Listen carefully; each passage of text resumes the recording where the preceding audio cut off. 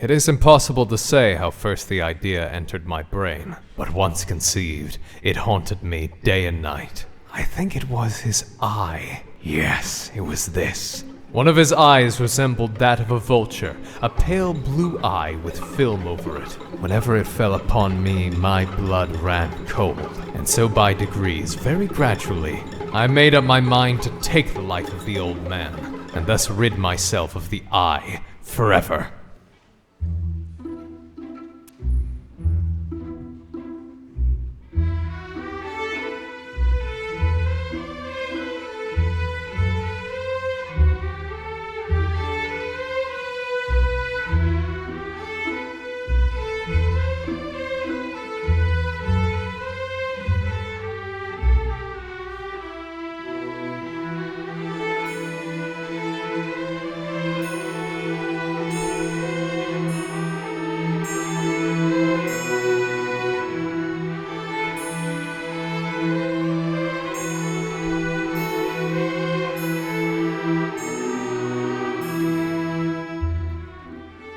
Every night about midnight, I turned the latch of his door and opened it, oh so gently. And then when I had made an opening sufficient for my head, I put in a dark lantern, all closed, so that no light shone out. And then I thrust in my head. I undid it just so much that a single ray fell upon the vulture eye, and this I did for 7 long nights, every night just at midnight. But I found the eye always closed, and so it was impossible to do the work. For it was not the old man who vexed me, but his evil eye.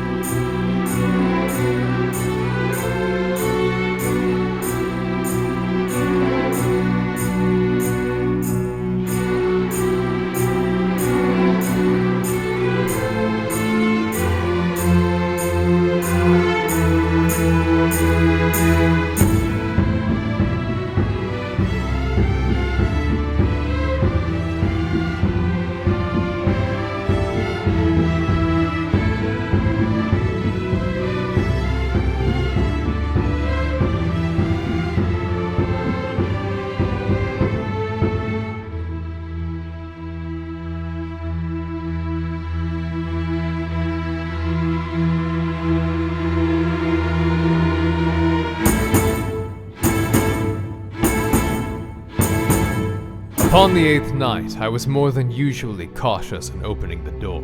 Presently I heard a slight groan, and I knew it was the groan of mortal terror. It was not a groan of pain or grief, oh no.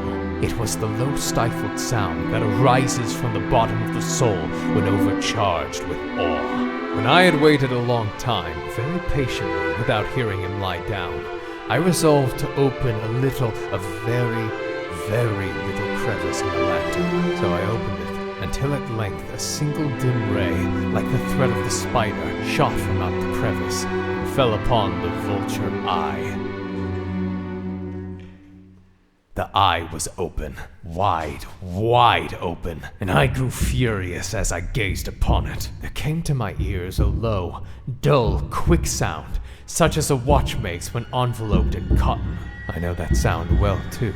It was the beating of the old man's heart. The beating grew louder. I thought the heart must burst, and now a new anxiety seized me. The sound would be heard by a neighbor. The old man's hour had come. With a loud yell, I threw open the lantern and leaped into the room. He shrieked once only.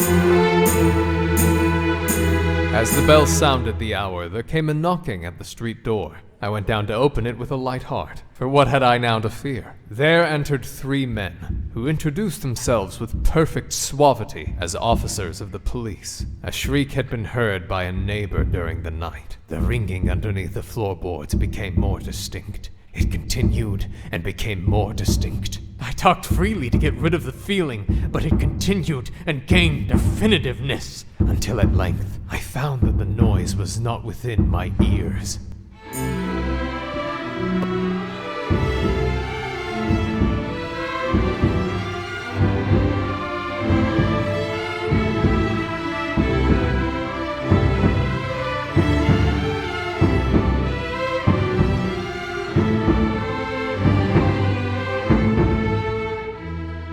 I paced the floor to and fro with heavy strides, as if excited to fury by the observations of the men, but the noise steadily increased. Oh God, what could I do? I foamed. I raved. I swore. I swung the chair which I had been sitting on and grated it upon the boards, but the noise arose over all. It continuously increased. It grew louder, louder, louder. And still the men chatted pleasantly and smiled. Was it possible they heard not? Almighty God! No, they heard. They suspected. They knew. They were making a mockery of my horror. This I thought, and this I think. But anything was better than this agony. Anything was more tolerable than this derision. I could bear those hypocritical smiles no longer. I felt that I must scream or die. And now, again, hark! Louder, louder, louder! Villains! I shrieked. Dissemble no more! I admit the deed! Tear up the planks! Here! It is the beating of his hideous heart.